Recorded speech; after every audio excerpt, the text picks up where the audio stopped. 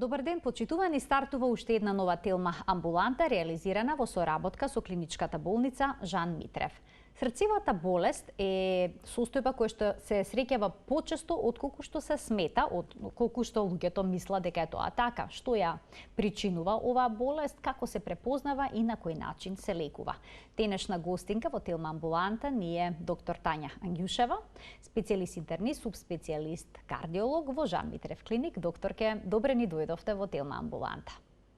Добро ве најдов, драга Марија, и драго ми е што ме поканивте.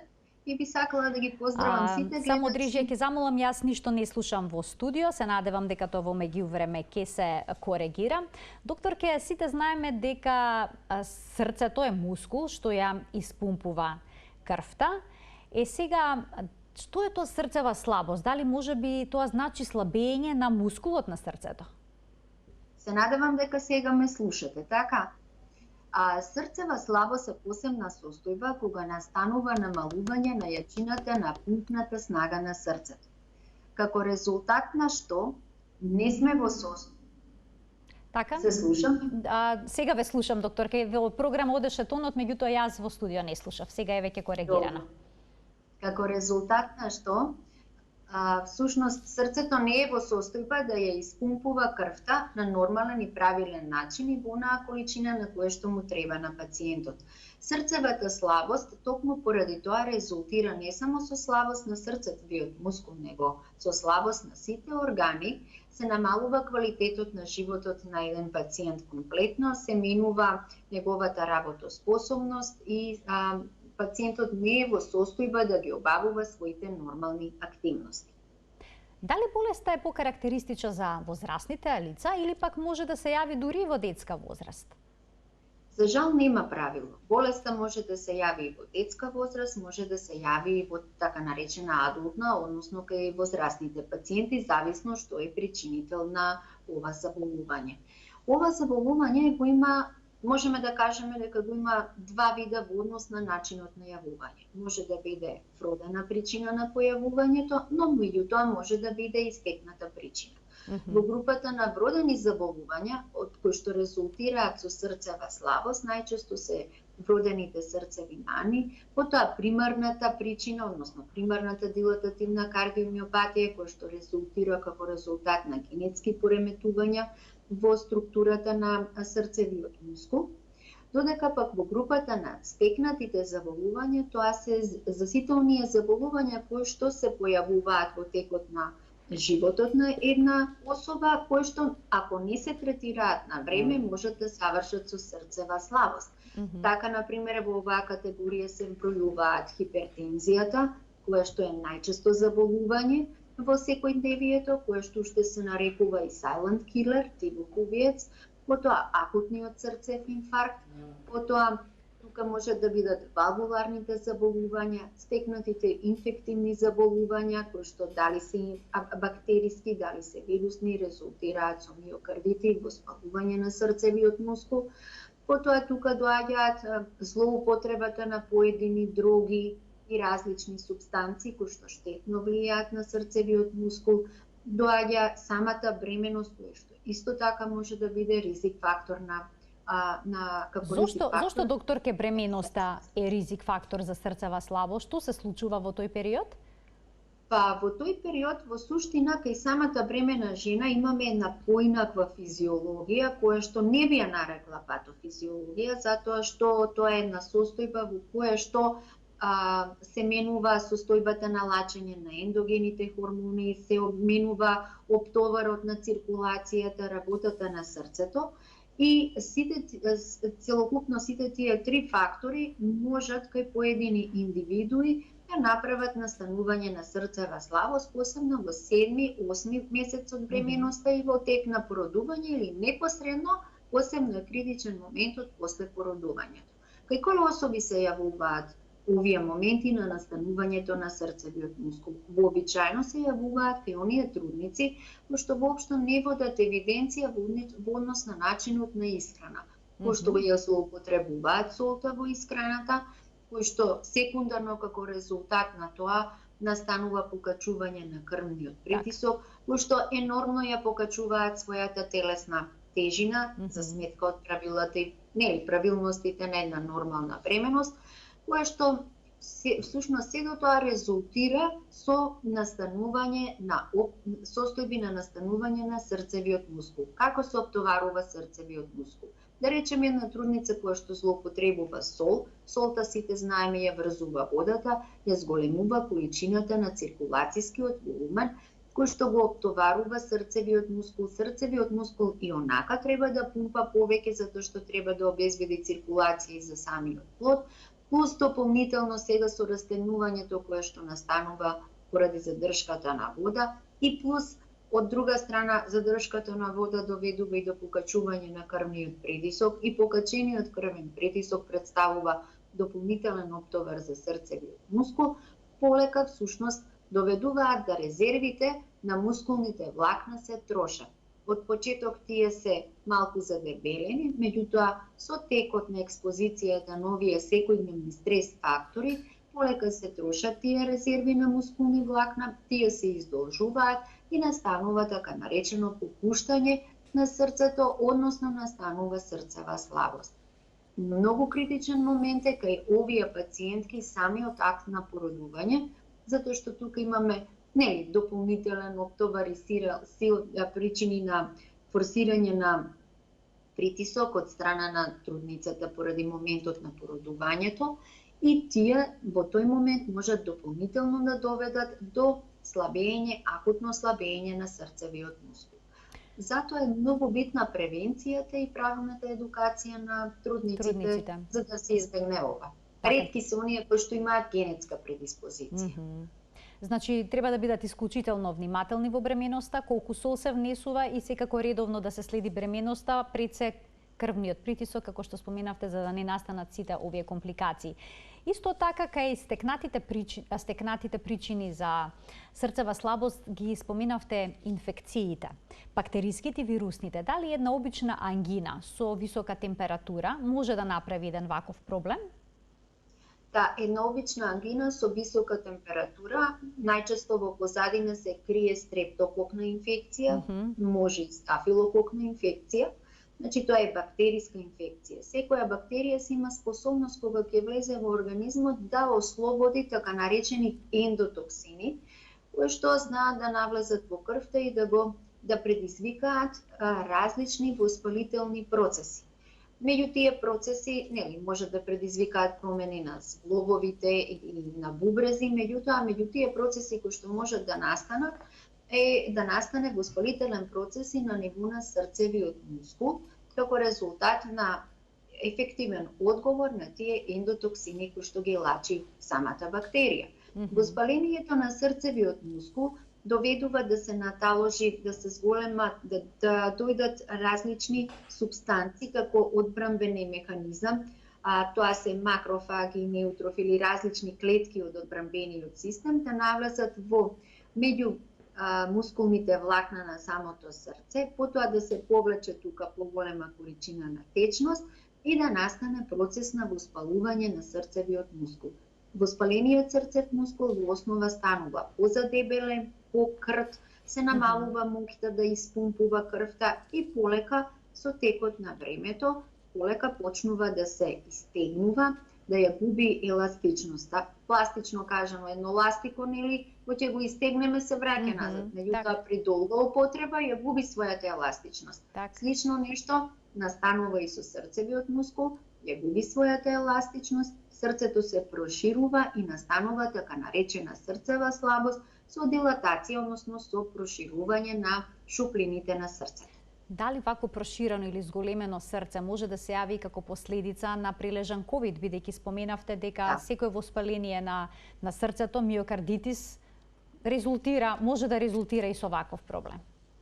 За жал, ковидот, да не заборавиме, представува пред се воспалителен процес и тригер тука е ендотелната клетка на крвните садови.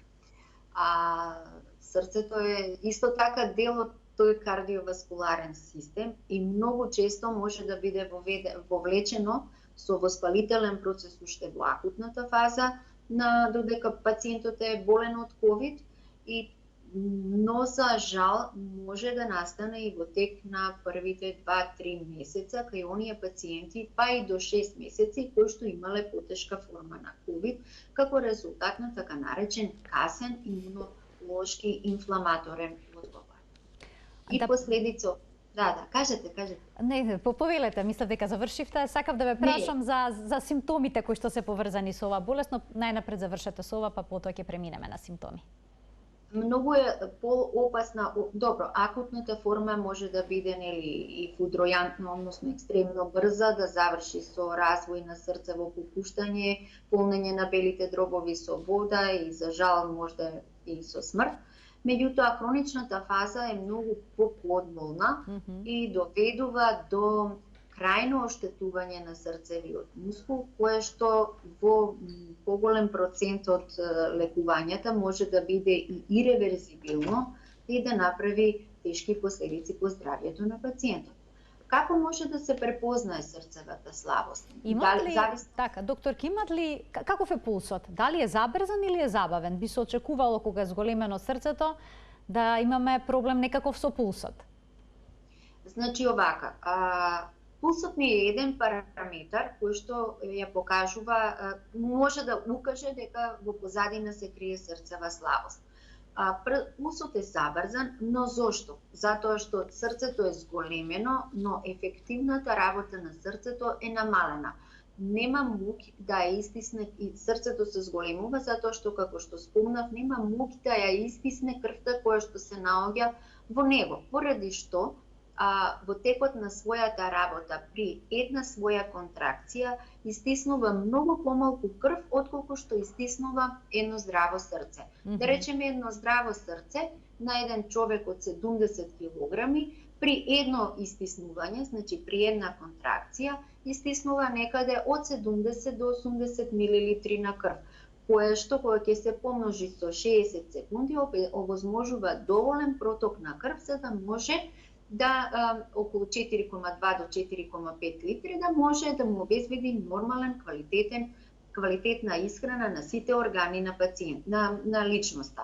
Додека пак една личност од 70 килограми која што има болно срце, и тоа срце, да речеме, е проширено доста.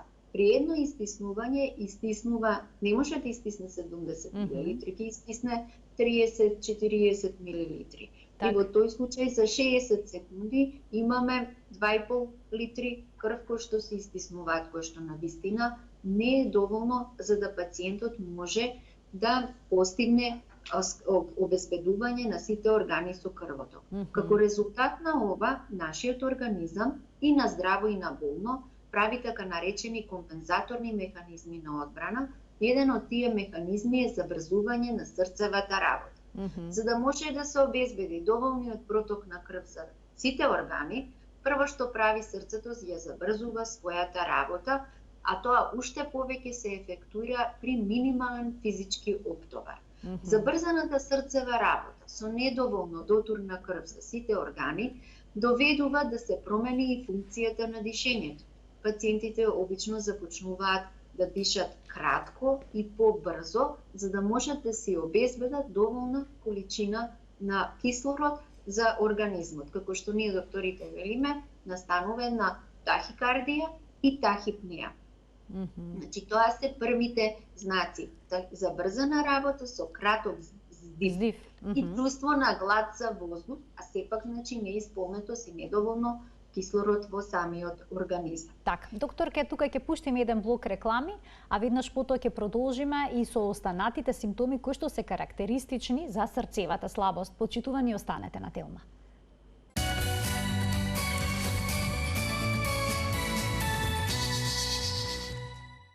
Со доктор Тања Ангјушева, специјалист по интерна медицина, субспецијалист по кардиологија, денеска зборуваме за срцевата слабост.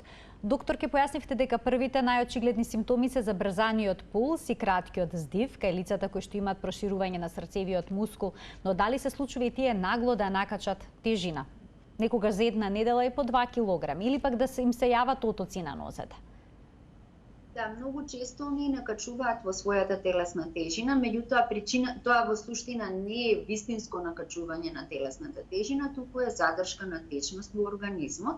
Задршката на течност во организмот настанува затоа што кога нема доволно крв за сите органи, бубрезите работат со намален погон и не се во состојба да ја елиминираат целокупната тежина, да ја елиминираат целокупниот вишок на течност кој што се ствара во организмот. Од друга страна, во позадина стојат голем број на инфламаторни процеси кои што ја пратат срцевата слабост, без разлика која е причината која што доведува до таа срцева слабост, и како резултат на тие инфламаторни процеси се зголемува пропускливоста на крвните садови, посебно од венскиот систем, и вишокот на течност поминува во меѓуклеточните простори и на таков начин се создаваат отоци, најчесто на нозете.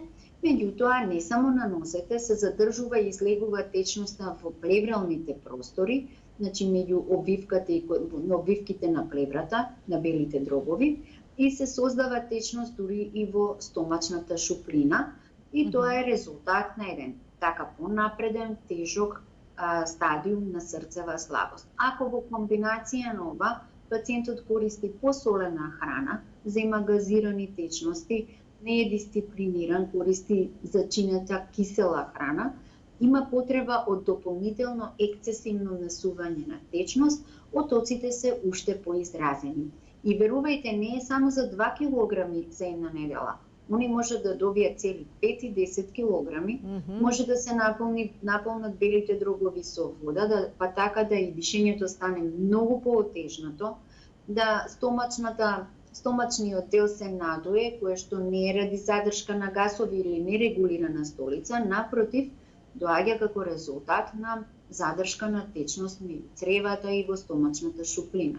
Сето ова доведува да самите пациенти ги променат и своите навики во секојдневниот живот. Прво започнуваат да јадат помала количина на порции, затоа што се наголемува црниот дроб, го притиска желудникот, нема простор за внос на храна. Континуирано се жени од една страна, од друга страна имаат задршка и губиток на течноста во просторот.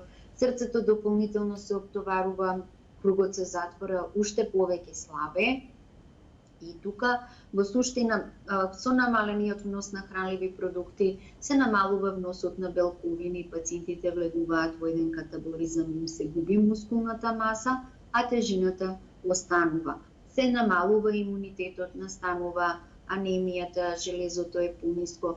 Значи, комплетно срцевата слабост, ако навреме не се превземат мерки, представува вистинско расстройство на здравјето на целиот организам. Така, бројни компликации може да предизвика, а лесно ли се диагностицира? Докторке, болеста може ли со стетоскоп како кардиолог да насетите дека се работи за таков проблем или пак со едно обично ехо да се постави диагноза?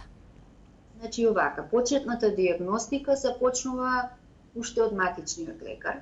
Значи, оние кои што имаат секојдневен контакт со пациентите, првата линија на згрижување на здравјето на пациентите. Обично, срцето кај овие пациенти не дава добро јасни тонови, се слушаат некои шумови, се слуша и регуларен, неправилен ритм на работата на срцето. Крвниот притисок може да е и екстремно висок, може да е и многу низок. А од друга страна, на слушалка белите дробови се слушаат дека нема дишење, се слуша дека има присуство на течност. Стомахот се гледа дека е натечен, нозете отечени. Значи, кај сите овие пациенти мора да се направи ехо со кое што треба да се види што е, колку е стадиумот на срцевата слабост, кој што може да биде срцева слабост со презервирана, со заштитена срцева функција, со средно тешко оштетена срцева функција и со тешко оштетена функција. Ова е многу битно. Ако се фатат пациентите во оној стадиум, кога имаме, како што ние лекарите велиме HFpEF или презервирана срцева функција, во тој случај со медикаментна терапија, многу брзо пациентот можеме да го вратиме кон нормала и да го одржиме во овој стадиум. Но, ако имаме HFmrEF, односно умерено нарушена срцева функција, тука треба редовна диуретска терапија во поголеми дози, редовна контрола, покрај промена на начин на живот и почесто следење на пациентите. Додека оние што се HFrEF со изгубена срцева функција, тие прашање е дали ќе влезат во реверзибилен стадиум, тоа се веќе пациенти кои што се хронично болни, кај кои што можда ќе треба и болничко лекување покрај другото. За жал од оваа популација, еден дел на пациенти влегуваат во терминален стадиум на срцева слабост. Што тоа значи, докторке? Што во таа ситуација? Има некакво решение? Да, има решение. Тоа е една многу тежок стадиум на срцева слабост, каде што комплетно е изгубена контрактилната моќ на срцевиот мускул. За да може ова да се потврди, не е доволно само да се направи еходиагностика, да се види ниска пумпна снага, дали има или нема пореметување на работата на залистоците, но често пати е потребна подкрепа од магнетна резонанца, со која што ние можеме да, како лекари, да сме сигурни дали е иреверзибилен или реверзибилен овој процес. Ако е реверзибилен овој процес, одиме на конзервативните мерки, тоа има сега нова палета на лекови кои што го помагаат враќањето на работата на срцевиот мускул, како што е ентрестото и така натаму, како што е левозименданот, но за жал поголемиот дел од пациенти кога се наоѓаат во овој стадиум влегуваат веќе во на иреверзибилна фаза, кога сепак постои техниката отишла напред, па така и во медицината постојат поедини помагала или девајси кои што ја помагаат работата на срцето. Прва група се пейсмейкерите кои што се вградуваат за ресинхронизирање, за подобрување на контрактилноста на срцевиот мускул. Втора категорија се оние сите девајси кои што во нашата земја почнаа да се применуваат и да се имплантираат од 2018 година. Тоа се така наречената лева или деснокуморна механичка циркулаторна потпора за работа на срцето, каде што всушност се вградува специјална направа во шуплините на самото срце, со кој што таа направа е направена од посебни материјали кои што навистина кои што се компатибилни, односно соодветни со животот на пациентот, и главна функција на овие материјали е да ја подпомагаат срцевата работа. Ја истиснуваат крвта од срцето и ја вградуваат, ја пумпуваат во аортата или во пулмоналната артерија, зависно за кој вид на срцева слабост се работи. Во нашата земја веќе имаме една група на пациенти, околу 25 се сега купно на број, кои што благодарение на оваа механичка циркулаторна потпора им е продолжен животот и им е вратен квалитетот на нивното здравје. И меѓутоа и тие, иако се овака згрижени актуелно, понатаму со текот на времето сепак би требало да се планираат за трансплантација. Трансплантацијата на срце е крајниот метод кој што се користи кај пациентите кои што се со терминален стадиум на срцева слабост, кој што исто така ние во последниве 2 години веќе го практикуваме во нашата земја. Докторке, ви благодарам за денешното гостување во Телма амбуланта и за убавото појаснување поврзано со оваа навистина тешка болест. Појаснивте дека е важно да се открие навремено за прогнозата да биде подобра. Се надевам дека следното ваше гостување ќе биде во студиото на Телма. Само сакам да додадам на крај, да не заборавиме дека позадината на се, и ова е испари апел до сите ваши гледачи, дека позадината на се и како ќе биде нашето здравје, односно дали еден пациент ќе заврши до срцева слабост или не, е начинот на живот. Значи превенцијата е клучна. Начинот на кој што го живееме животот. Како се храниме, да се движиме, спортуваме и слично. Да се движиме, спортуваме, но да не заборавиме пушењето. Да се внимава сите оние пушачи кои што се да прекратат со пушење, и многу е битно да се започне едукацијата за правилен начин и живот уште од млада возраст, уште од школски денови, затоа што само тогаш преминува во навик. Така, ви благодарам уште еднаш за гостувањето. Почитувани, ова беше се во денешната Телма амбуланта. Почитуваната доктор Тања Ангјушева, специјалист по интерна, субспецијалист по кардиологија во Жан Митрев клиник, беше денешниот гостин во емисијата. Се гледаме секој работен ден на Телма. До гледање.